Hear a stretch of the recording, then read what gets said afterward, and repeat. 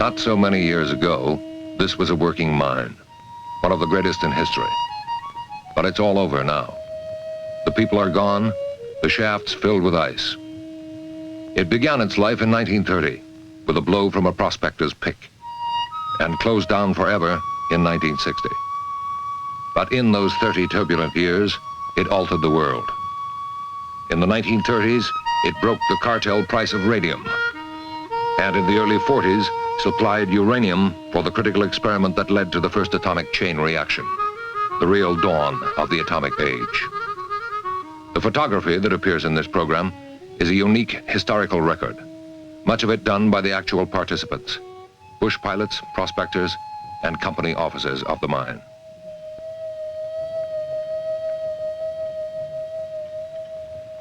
The mine was Eldorado, and its name figured in the geopolitics of 3 continents. It never paid a dividend, but its life was interwoven with one of the most fascinating sagas in the long history of science. In the next hour, some highlights of the action and memories of the men who were there, in the ice, in the physics labs, and in some of the less likely settings of the age of maximum security.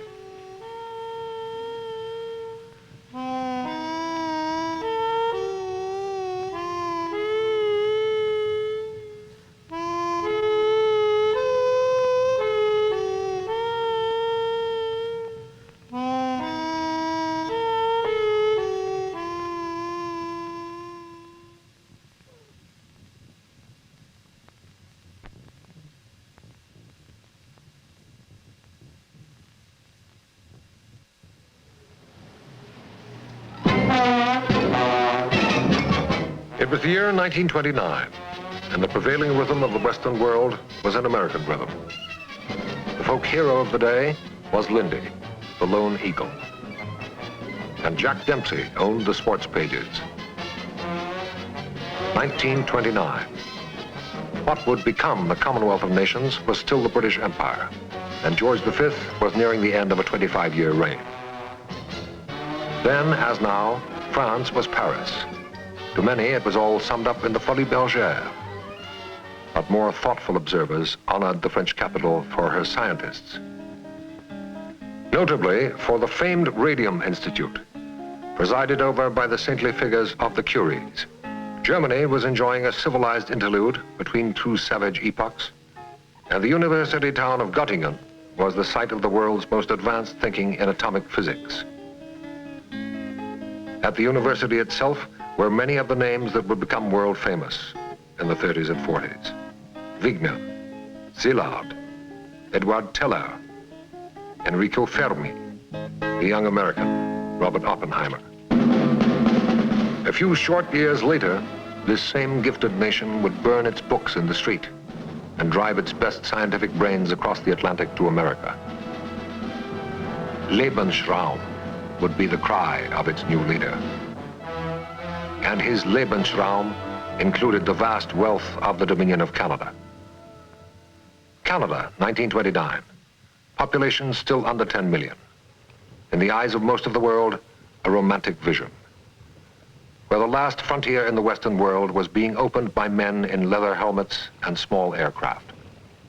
It was the day of the bush pilot, Wap May, Buck Buchanan, Dave Hardy, Punch Dickens. Free spirits who owned the northern waters and the endless skies above. We were also a nation of prospectors and had been since the Trail of '98. In '29, Sandy McIntyre was already a legend for selling his claim for a trainload of whiskey. And the hardest case of all owned mansions around the world and was on his way to being Sir Harry Oakes. 2 others were about to enter the Prospectors' Hall of Fame. Gilbert Labine and his brother, Charles. Farm boys from the Ottawa Valley who had stoked boilers in the cobalt silver mine at the age of 16 and hit it pretty good with a Manitoba gold mine called Eldorado. Gilbert Labine was self-educated, but he could read a map as well as a book. A message came through from the Geological Survey of 1905. Cobalt bloom, it said, on the rim of the Arctic Circle. The idea was like flying to the North Pole. Maybe that's why it appealed. He made a deal with the bush pilot, $1.75 an air mile, and on a spring day in '29, they took off from Winnipeg to fly more than halfway across a frozen continent. At the joystick, Lee Britnell, who made a business of putting prospectors down on distant lakes and picking them up again some while later. They flew out over an area as large as India, one of the last great habitats of North American wildlife. Near the barrens, wood buffalo by the hundreds, elk and caribou in herds numbering better than 50,000. This was an actual film record of the trip. On a bay of Great Bear Lake, 30 miles south of the Arctic Circle, Labine saw the rocky outcroppings that would become his real Eldorado. The following year, he was flown in again, this time by Punch Dickens. With Labine was a fellow prospector named Charles St. Paul. Later, St. Paul was remembered only as the man who took this single picture of the Eldorado expedition. Gilbert Labine and 1,400 pounds of survival gear and the tools of prospecting. 3 days later, St. Paul was confined to his tent, totally snowblind. And Labine was walking toward the point on Great Bear Lake he had seen first from the air. He hacked away at the surface rock, and suddenly, there it was, pitch black. The mother lode of the radioactive ores, rare and priceless. There's been some argument as to whether Gilbert knew the full implication of his discovery. Brother Charles claims that he did, although the property was registered first as the Eldorado gold mine. Gilbert's flight has been well recorded in the annals of prospecting, but there was another journey to the claim that was equally noteworthy. 1,500 miles through some of the most rugged country in the north by canoe. A Canadian freight canoe built by Peterborough to carry 95 items. Among them a washboard, a 12-pound hammer for rock breaking, a cat head for sharpening steel, 8 small teaspoons, and 1 blacksmith forge. A prospector named Leo Seberg went along for the ride, as did Eldorado director Shirley Cragg. They took off from waterways on the day the ice broke and headed straight north. Across the tip of Athabasca, and down the Slave River, across Great Slave Lake, and into the wild Mackenzie. At one point, the Great Bear Rapids dropped 60 feet within 5 miles. The lake itself is an inland sea. 4 decades later, Charles Labine still remembers.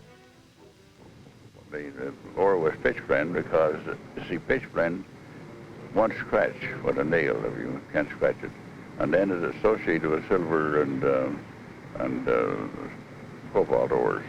So there was a cobalt bloom, you see, and there was a silver.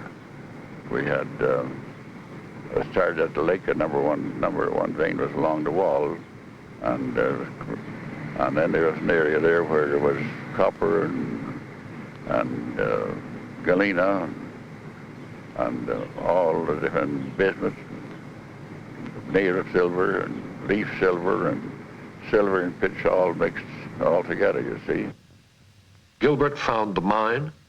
Charles brought in the tools of development. By late summer of 1930, bags of samples were on their way to the mines branch at Ottawa.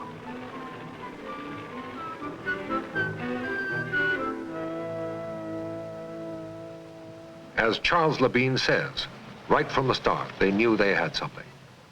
Exactly what and how much came from a detailed analysis by the government geologist Hugh Spence.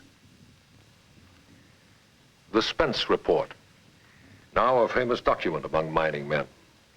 It confirmed the prospector's instinct for silver and gold and added a few more items from the catalog: copper, nickel, bismuth, iron, molybdenum, and the highest concentration of uranium oxide ever discovered. And this prophetic sentence: lead, probably formed by the atomic disintegration of uranium. In all, more than 12,000 words to the wise. But to the press and the newsreels of the day, one word stood out.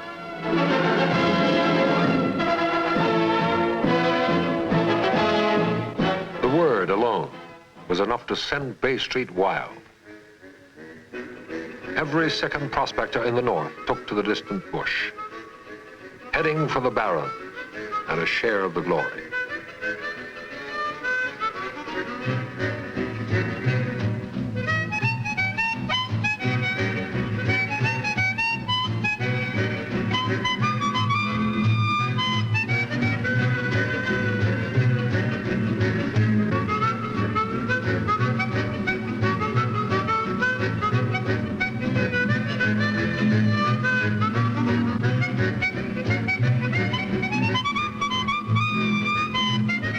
But out of that summer of madness came only the one major discovery, Eldorado.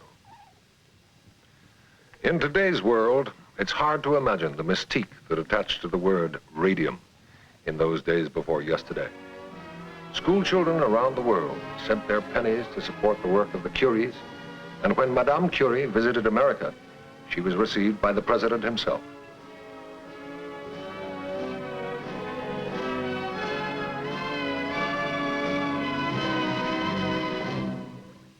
In 1931, this fine white powder was worth $70,000 a gram and was obtainable from one source only, a Belgian mining cartel. To the hospitals who used it, the value was $2 million an ounce. But as bankable security for the financing of a mine, it wasn't worth a nickel. Development money for Eldorado came from elsewhere, from the Labines themselves, from speculators in Winnipeg, and from a celebrated American philanthropist, John D. Rockefeller, with medical hopes around the world and oil interests in the Canadian Northwest.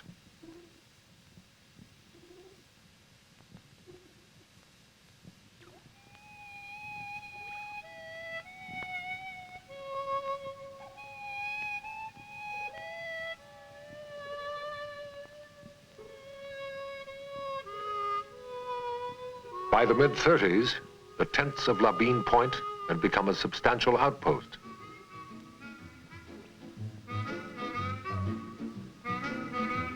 A community with a dining hall, a full-time chef, and a touch of managerial elegance. There was a post office near the commissary and a place to enjoy a caribou steak. Plenty of cures for a hangover, few opportunities to acquire one. In all, a healthy northern life. This lovable Eskimo was Calamity Jane, and she wowed them all.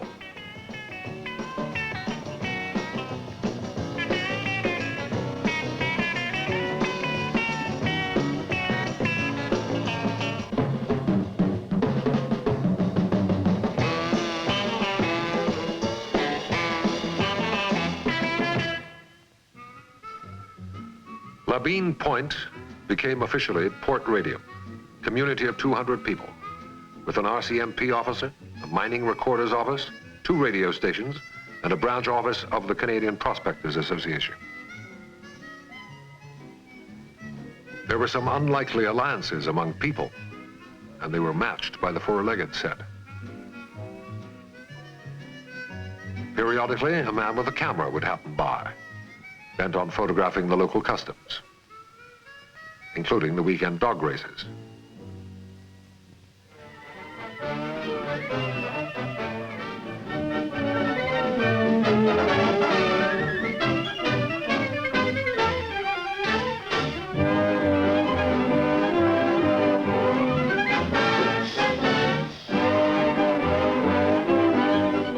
And no victory was sweeter than the winning of the Labine Cup.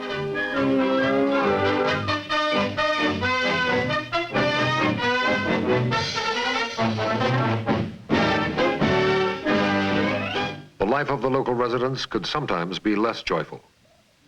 Carl French, then treasurer of Eldorado, recalls some of the circumstances. This particular year, an Eskimo family had drifted south from copper mine, become so far away from their base they had been necessary to eat their dogs, and they arrived in the Great Bear Lake area with no means of transportation. This Eskimo family had a small child, and the chief of the dog ribs, his wife, wanted the child and never had one, so they traded a dog team for this child. At the time, it became a very famous story and was in the newspaper, press, magazines all over. Most fascinating story. Summer in the north was a separate kind of paradise. In the clear and undisturbed lakes of the region, you could look directly down for 30 feet or more and make an arrangement with a variety of outsized fish. This brought forth visitors in a steady stream, almost anybody with wings. Among them were some distinguished names: the veteran bush flyer, Lee Britnell, and the author of the 39 Steps, John Buchan, who was also Lord Tweedsmuir, the Governor General of Canada. It was a favorite spot with His Excellency. He cast his line upon the waters, went underground to visit some fellow countrymen, and like every other visitor, took pictures, including the one nobody ever left without. The real work of Eldorado went on elsewhere. By now, deep shafts were cut, and the location was not without advantages. Little timbering was needed to hold up the walls. They just stood there. The miners were digging pitch blende, something few men had done before, and turning it into concentrate, which hardly anyone had done before. The early mill was described by some as a Rube Goldberg affair, but it was, in truth, a prideful accomplishment, designed from scratch by the mines branch of the federal government. There was enough silver in the original ore to pay for all this, while the real treasure was being filtered out. The hole in the ground that was Eldorado contained the richest deposit of radioactive minerals ever unearthed. But its liberation wasn't easy. The mine had been discovered in 1930. It was 3 full years later, the summer of '33, before any real volume of concentrate was ready for shipment. And shipping was to be a major enterprise in itself. 4,000 miles from Great Bear Lake to the site of the refinery, and the first 2,000 were tough Canadian miles. 100 miles of open water, followed by 90 miles of almost continuous rapids. Made possible by 2 shallow draft diesels, designed by the man who had conquered the Lachine Rapids. The ore contained radium in a ratio of 1 part in 3 million. How to isolate the 1 part? That was the $64 million question. In the early 30s, there were only a handful of people on Earth who knew the first thing about refining radioactive ore. And the Lubins found their man in Cornwall, England. Marcel Pochon, French chemist, a graduate of the Radium Institute in Paris, junior associate of the Curies. For the refinery site, he chose a town in southern Ontario, close to the mountains of chemicals required to extract radium. Earlier, this had been a seed cleaning plant. Winston Churchill and President Roosevelt would know it for different reasons. 30 years later, plant foreman Percy Phillips recalls the days of radium. Acid came in by carboy, and we would carry it from one place to another in the plant and pick it up and dump it. We had no coveralls, no rubber gloves, very few safety devices, and no elevator. We had an old hoist we used to haul the acid up to the 3rd floor with. And our ore was handled much the same way. It was all taken up by elevator. There was no carriers. It was handled on flat trucks and on 2-wheel trucks, piled up beside the digestion. And everything was started at the top, and it was taken by gravity all the way down through the plant, so that any time that you run into trouble, you had to form a bucket brigade to take it back upstairs again and start over again. And believe me, there's a lot of buckets in the tank. The refining process begins by roasting off the sulfur. Acids are added to the residue, chemicals in the order of 7 tons to 1 ton of concentrate. In essence, radium cannot be extracted. Other materials must be taken away from it, sometimes by devious methods. Barium is a helpful collaborator, joining in with the radium and then leading it out of the whole sticky mess. Next, a procedure known as fractional crystallization. Long, tedious, and if the accompanying radon gas is not drawn off by heating, dangerous. Mr. Pochon worked frequently in exposed situations. It was enough to kill him, and several years later, it did. Crystallization moves from basins to flasks, to smaller flasks, and finally to beakers. Add further chemicals and heat again. Filter off the remaining moisture and close in on the end of a very long trail. It took the Eldorado company several $1 million to reach this moment, without a dollar in revenue, except from the silver. The final container is a very fine glass tube, drawn specially for the purpose. The ultimate product, a bit of white powder, glowing bright blue in the dark. Radium. It took until November 1936 to produce a single ounce of radium. And then the world came knocking. General MacNaughton, in the company of Sir Frederick Banting, the co-discoverer of insulin, Lieutenant Governor Bruce of Ontario, all welcomed by the Labines and Mr. Pochon. And a most glamorous figure from the world of science, the lovely person of Eve Curie. Charles Labine had come a long way from the boiler rooms of cobalt to this august company. So too had Brother Gilbert. But they took it all in stride and attended a formal dinner to honor their accomplishment. Medals were worn by those who had them. And a good friend of the great Northwest gave a celebrational speech. It was a fine moment for Canadian mining.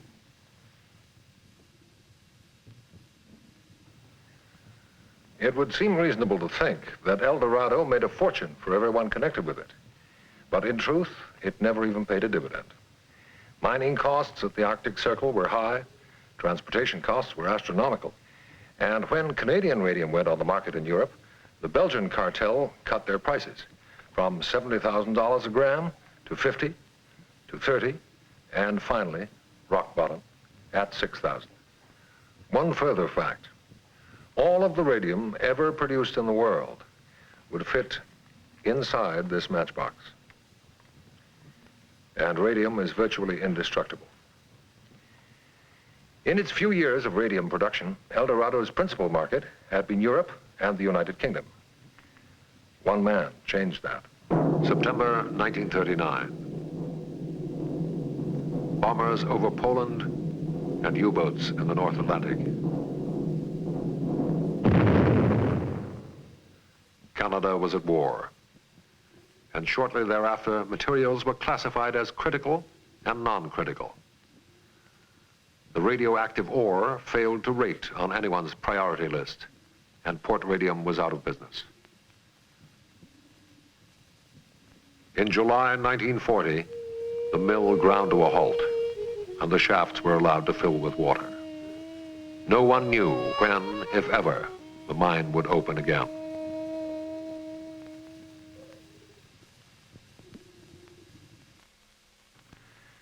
It seemed to most observers that the short, happy life of Eldorado was over. There was only one job remaining, the disposal of inventory, wherever and however possible. That assignment went to the youthful company treasurer. 25 years later, Carl French recalled the circumstances. Many of the uses which we tried to develop and subsequently now have become of interest for the use of radioactive materials, but at that time the only outlets we had in mind were the use of radium in luminous dials for watches, which is still a use but a diminishing use, the use of radium in medicine, which is still today its most important use outside of nuclear fission. The possibilities of the increase of use of radium is still there and is still being used. There was a possibility of using some of the byproducts of radium in the use of ionizing, in the use of an ionizing agent, such as in spark plugs. There were a great many things that we thought of. One, of course, was the use of radioactive materials in fertilizer. There was one other item on the company books, a byproduct of the refining process of little market value. It was known as uranium oxide, and it sold for $2.68 a pound. Its only known use was in the coloring of ceramics. It could also be smelted into the world's heaviest metal, in which form it enjoyed a brief day of glory as a lining for a German cannon. Apart from that, who needed uranium? An appeal to Ottawa by Karl French to stockpile the radioactive ores was labeled a Bay Street promotion. A subsequent visit to New York was somewhat more productive. In the late summer of 1940, French arranged a meeting with one of the most enigmatic figures in international mining, Boris Pragel, a white Russian turned French citizen, associate of Joliot-Curie, and a world authority on radioactivity. Later, the press would refer to Boris Pragel as the world's greatest uranium salesman. But on that day in 1940, he was one more émigré from Hitler's Europe, a man without a title. He soon acquired one, president of a company formed to market the remaining products of Eldorado. Pragel's first overture was towards Washington, an effort to arouse the interest of the U.S. government in radium and uranium. Washington's answer was less colloquial than Ottawa's, but in effect the same. Thanks, some other year.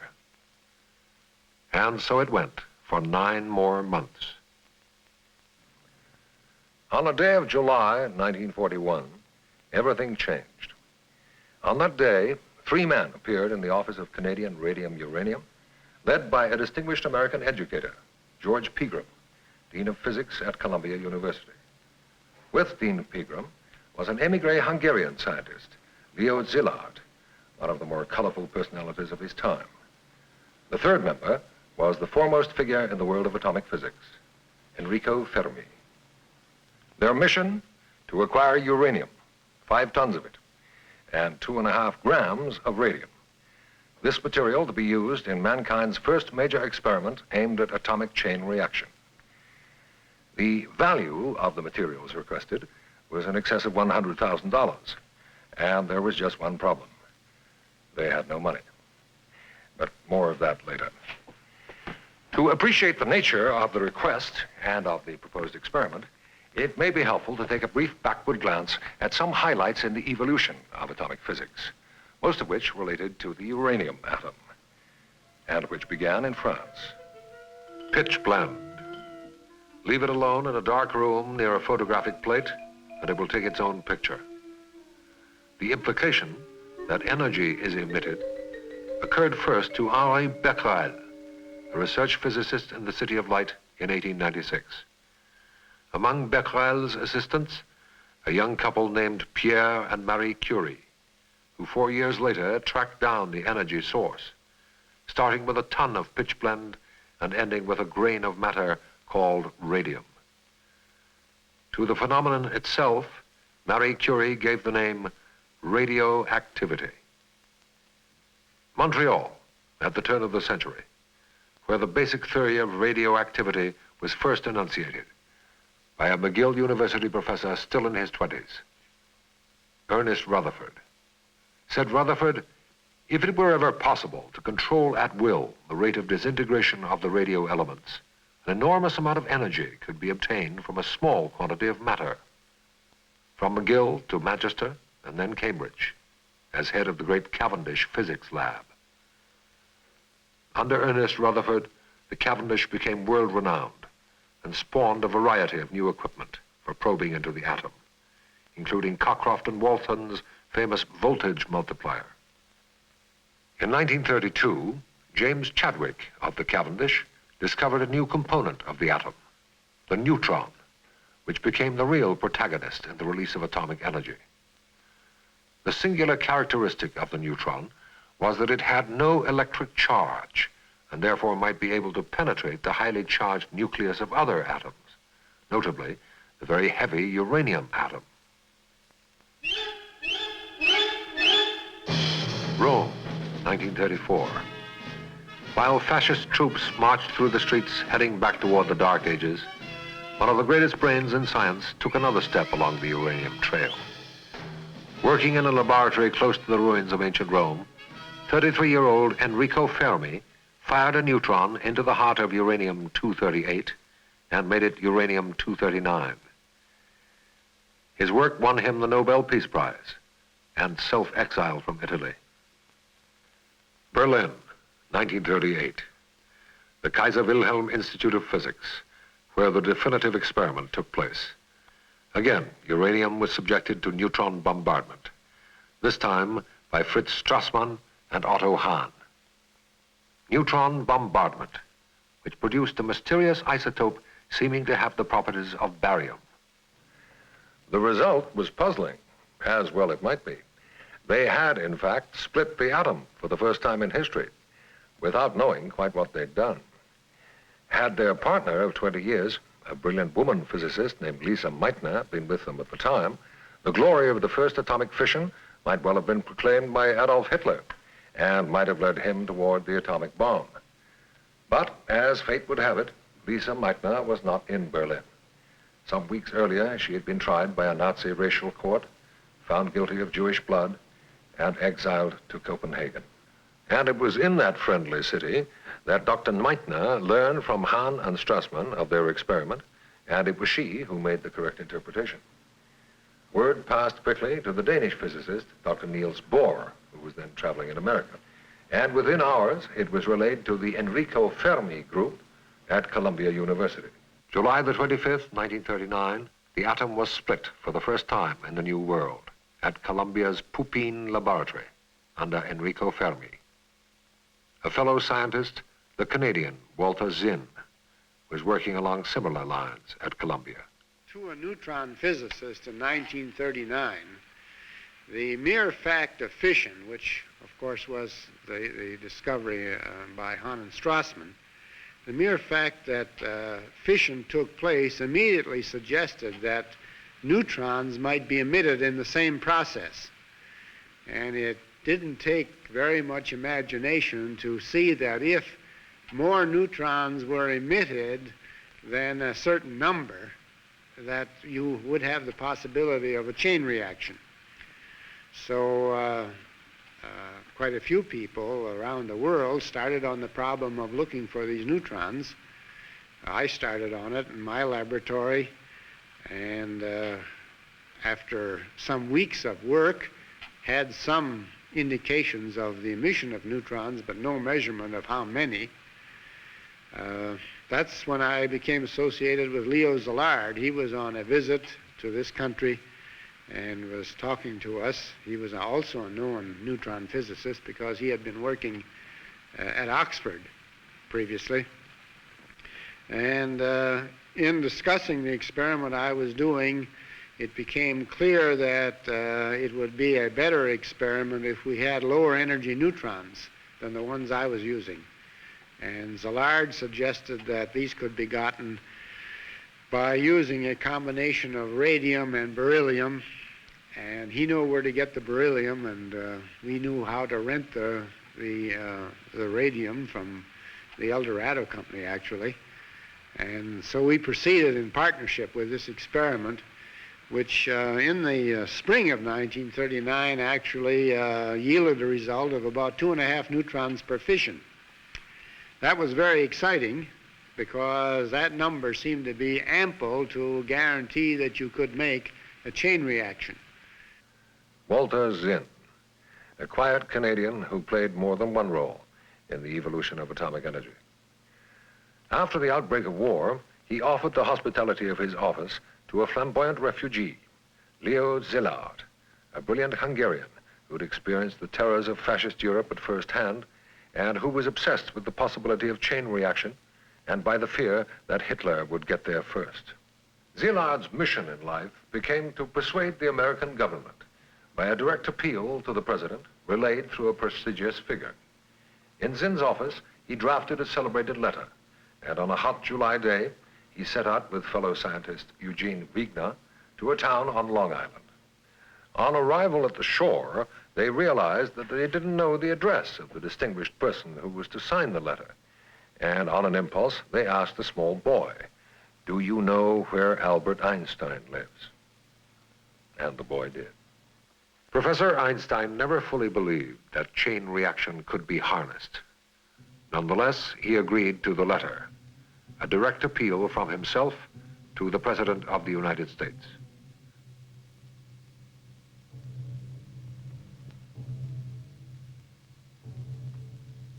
He knew, of course, that his letter would be taken seriously. And it was. Roosevelt added his own notation to the letter. "This," he said, "requires action."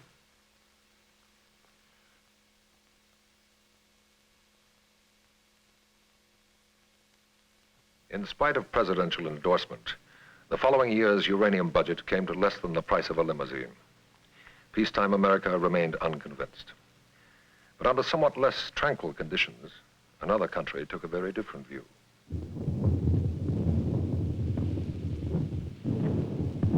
England needed no persuasion about the threat of high explosives and had no doubts about Hitler's willingness to use any weapon at his command. Winston Churchill was reassuring at first. However great the practical importance of uranium fission, he wrote, there is no danger that it can be put into operation for several years. But many remembered the prophetic article in the Sunday Express.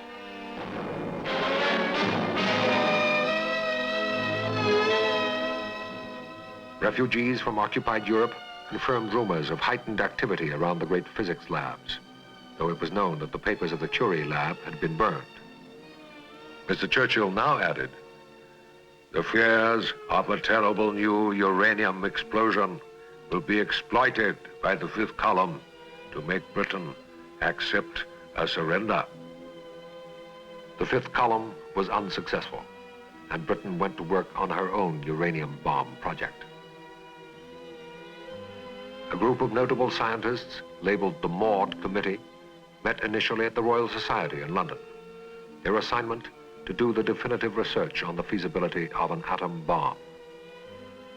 The Maud report was tabled on July the 29th, 1941. The final analysis came from the man who had discovered the neutron, James Chadwick. Said James Chadwick, "We entered the project with more skepticism than belief, but have now reached the conclusion that it will be possible to make an effective uranium bomb. To be effective, it would have to be built in two halves, like two halves of a bowling ball, and these parts brought together at a speed of 6,000 miles per hour. The expected results from 25 pounds of active material, an explosion equivalent to 1,800 tons of TNT. The Maud report proved an inspiration to the British government, and within months the proposal was made that the United States join with Britain and Canada in the development of such a bomb, with the whole project located in the attack-proof spaces of Canada, close to the great uranium mine at Eldorado. America agreed in principle, but in the end decided to go it alone.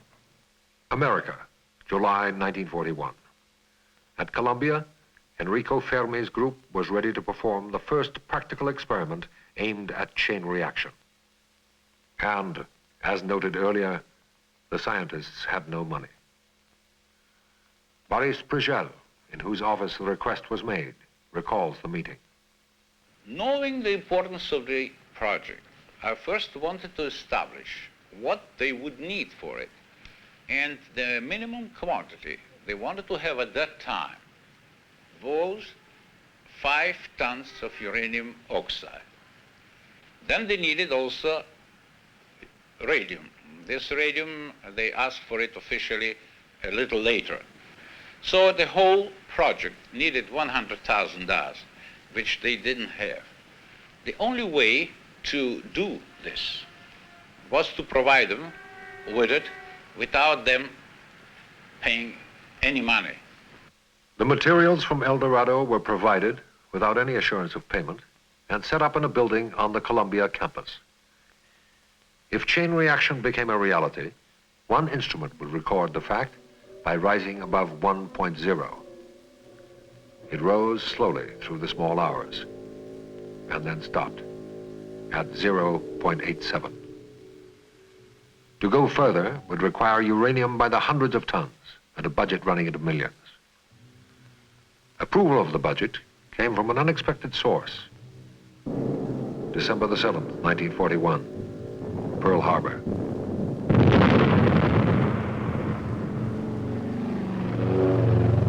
Now the U.S. stood where Great Britain stood, ready to go all out on the development of atomic chain reaction. The critical element of the program would be a vast supply of that rarest of materials, uranium. Vice President Wallace headed the Uranium Committee and quickly learned that the only uranium mine in the Western world was shut down and filled with ice.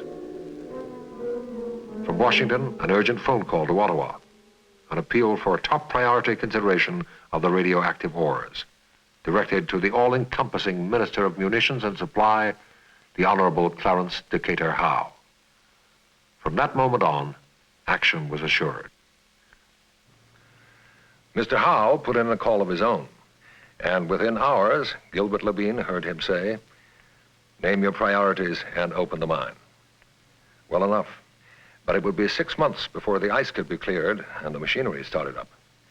And thus we come to another one of those extraordinary coincidences which are part of this whole chronicle. America's need for uranium was now, and at that same hour, by some quirk of fate, virtually the whole of the Western world's supply of uranium lay unattended in a group of farm silos just outside the Ontario town of Port Hope. It had accumulated there as a virtually useless byproduct of radium refining, preserved by Eldorado out of some instinct for the future. For the next 23 months, the quiet lakeside town of Port Hope became literally the uranium center of the world. This refinery was at the heart of it, as Percy Phillips remembers. We started to expand all our facilities, build new buildings, put in equipment we never even heard of before. It was mostly a gravity flow process before. This has done away with a lot of parts for pumps and things like that. But in 1942, all this fancy equipment started to come in, hundreds of different kinds of pumps that we'd never seen before. Chemicals, instead of being carried around by hand, were being piped all around the plant, rubber lines for hydrochloric, black iron for sulfuric, and so forth.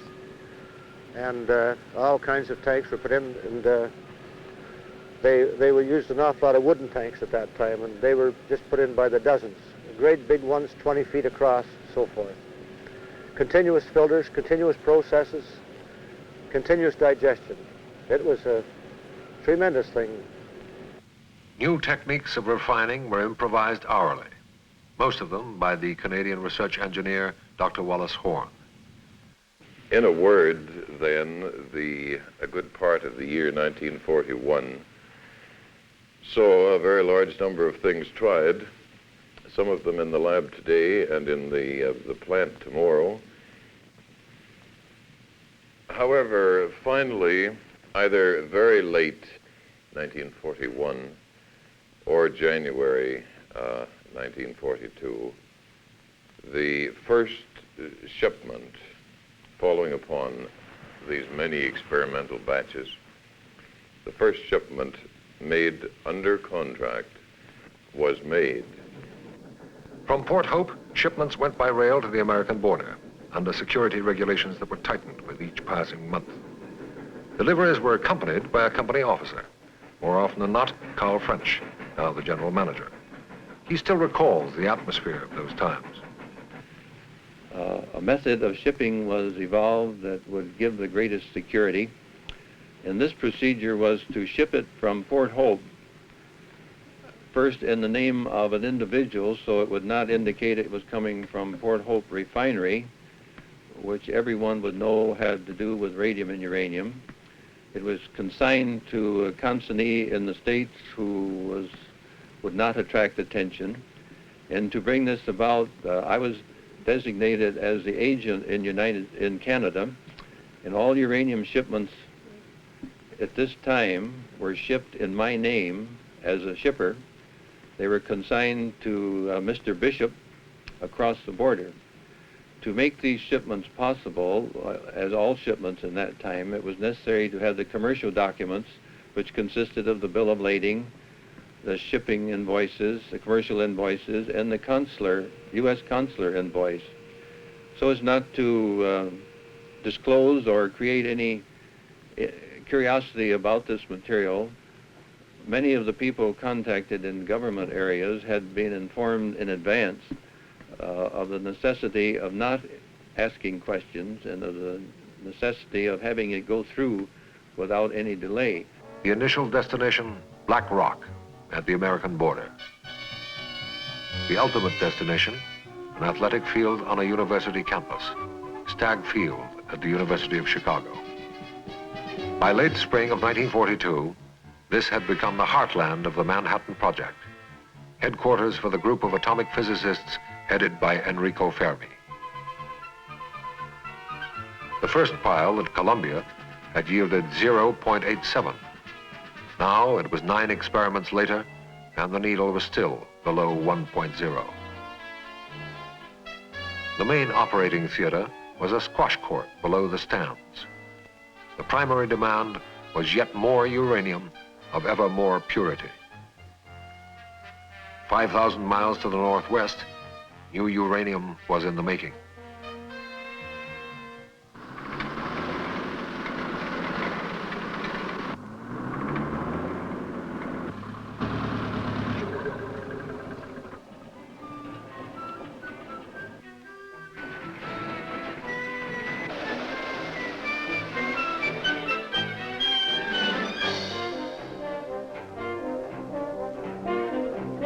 Few cared about the true nature of their mission, but one lady tried periodically to enlighten them. Tokyo Rose addressed the men of Canada's secret mine and assured them that they would be bombed out of existence. They never were, although the Japanese fleet was only 800 miles away. Pitch blende concentrate piled up once again at the docks of Great Bear Lake. Sent out again over 2,000 miles of turbulent waterways, over rapids, rivers, across portages that had now become roads. And then by rail across half the Canadian nation. From the Northwest Territories through Alberta, Saskatchewan, Manitoba, and most of Ontario. Destination, Port Hope, and a refining process that was itself being refined every few days. The objective, a degree of purity never before achieved by any refinery. Experiments had shown that traces of certain elements could trip up the flying neutrons and disrupt the whole fission process. In the summer of 1942, this degree of purity was achieved. Every stage but one at Port Hope. The final step was developed by the U.S. Bureau of Standards and carried out at an unlikely building in St. Louis, Missouri. The process was known as ether extraction, and it was enough to blow up the works, but it didn't, and the uranium kept flowing.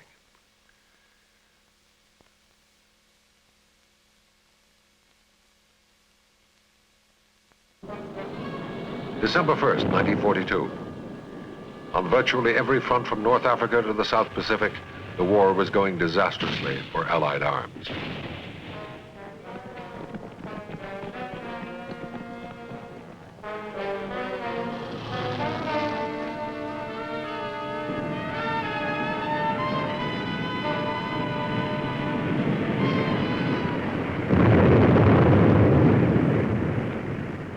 December 2nd, 1942.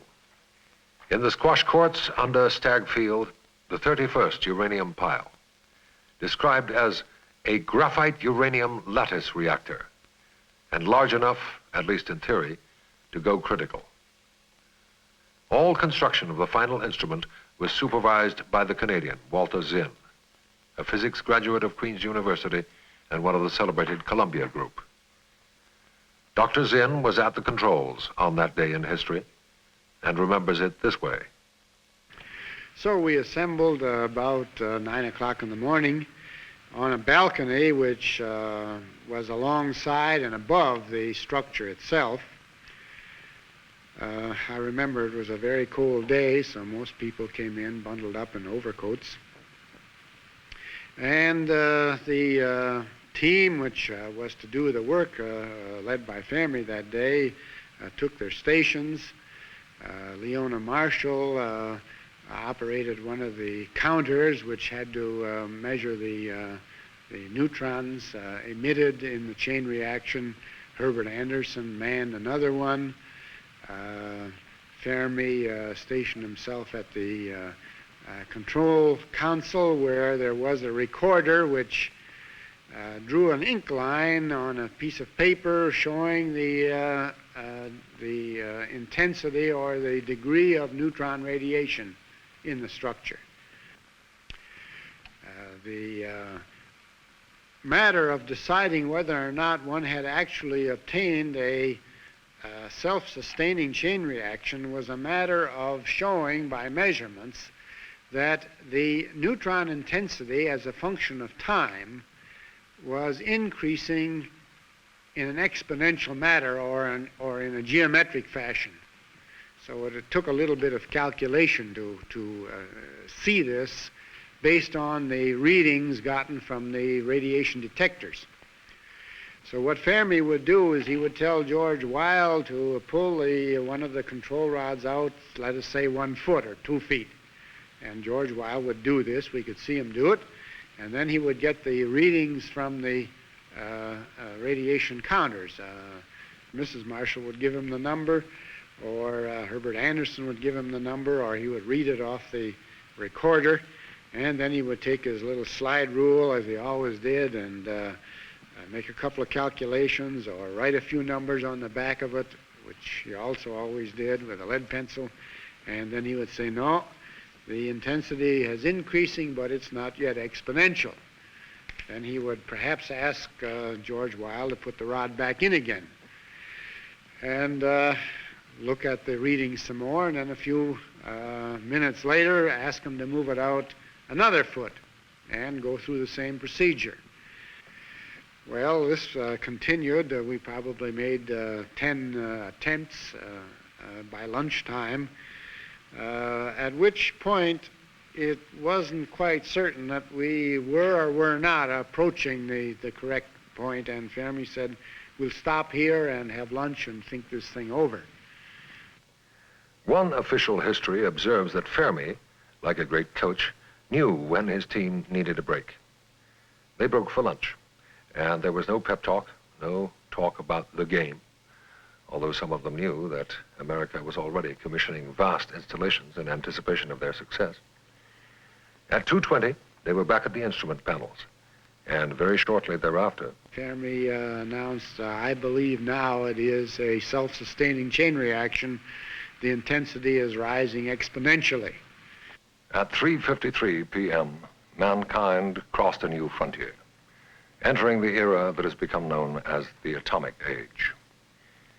The accomplishment of atomic chain reaction laid the foundations for the atomic bomb and for the great peacetime reactors that would light the cities of the future and help to industrialize the dark continents.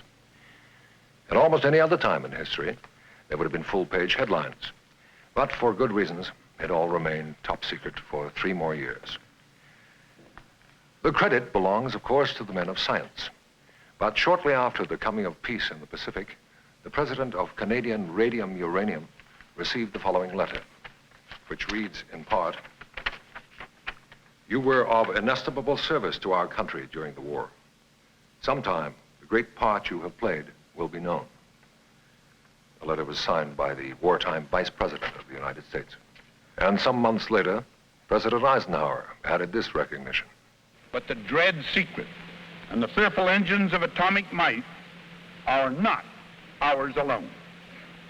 In the first place, the secret is possessed by our friends and allies, Great Britain and Canada, whose scientific genius made a tremendous contribution to our original discoveries and the designs of atomic bombs. One of the many trails that led man into the atomic age began here, in the snows of the Northwest Territories. when a prospector named Gilbert Labine found his Eldorado.